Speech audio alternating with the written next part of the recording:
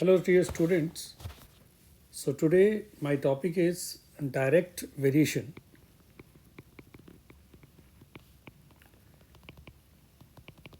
What is the meaning of direct variation? Direct variation means if we have two variables, say x and y, and if one variable increases, another also increases. For example, we can say height and weight, right? If height increases, it's a general trend that weight also increases. Generally, right? There may be some people who have more height and less weight, but that's an exception, right? In general, if you see that if your height is increasing for one particular person, if the height is increasing, weight is also increasing, right? Or you can say if you increase the speed, distance also increases. So speed and distance. If you increase the speed, you cover more distance. So these are few examples of direct variation. Now, how you represent direct variation? We write y is equal to k times of x. K times of x means it is some multiple of x, right? Or you can say, if I say that one variable is directly proportional to the square of another variable, I can say y is equal to say kx square. Or if it is proportional to the cube of another variable, we say y equal to kx cube. Then we can discuss about the graph of the inverse variation. See, for the graph of direct variation, for the graph of direct variation, if we have x and y axis, then y equal to kx can be drawn. It can be something like this, right? It will pass through the origin. Y equal to kx square, it will be something like this. Y equal to kx cube, it can be something like this. So basically we see that all these three graphs pass to the origin. So we write the bottom line that the graph of a directly variated variable, or you can say graph of direct variation, always passes through the origin, right? So now what we have learned, first of all, direct variation means y is equal to kx and it always passes through origin.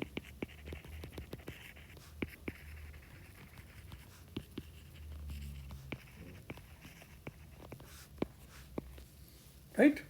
Let us do a few questions on it. The value of y varies directly proportional to the value of x.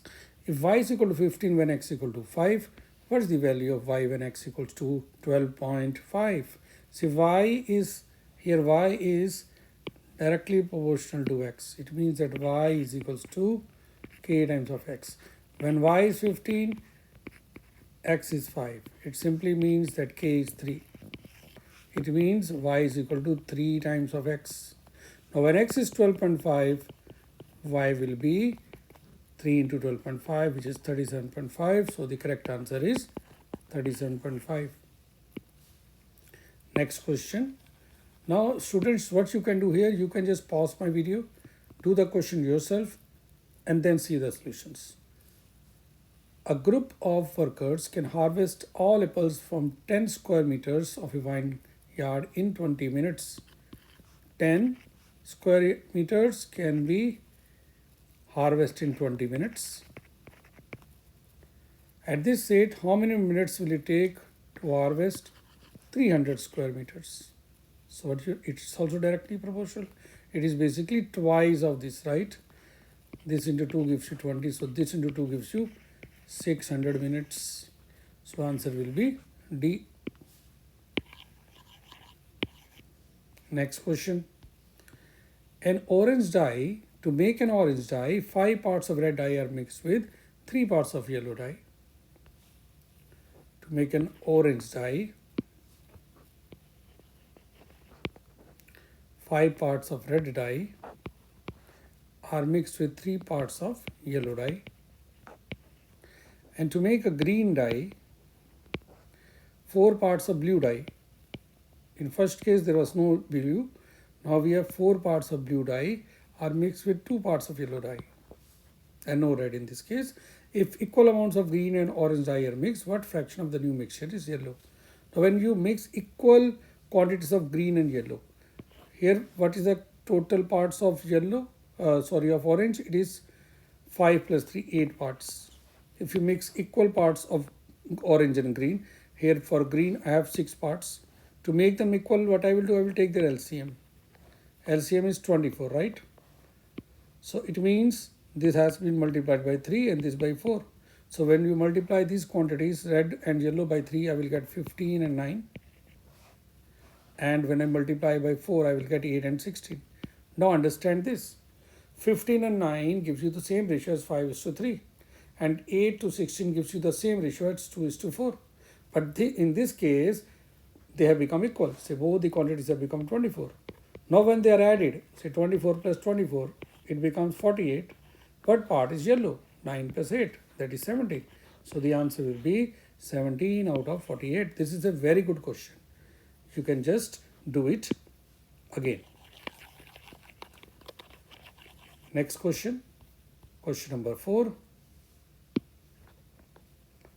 In the figure above, ABC triangle is similar to triangle DEF. What is the length of DEF? See here, this is 5, this is 12, so this will be 13. Why? I have used Pythagoras theorem. You know, hypotenuse square equal to the sum of the square of other two sides. So 13 square is equal to 5 square plus 12 square. Now I need to find DF. So here the two triangles are similar. So 13 upon 18 should be equal to 5 upon DF. So DF will be equal to 18 into 5, 90 over 13. So 90 by 13 is the correct answer.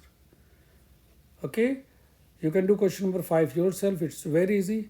Question number 6, if you see it's directly proportional to x, so it will pass to the origin. I go with C. Then I have question number 7. It is directly proportional to the x square, so it will again pass to the origin. So the option is C again. So dear friends, hope you have understood. Keep on watching my videos. Okay, in the next video I will be doing inverse variation. Thank you so much for watching.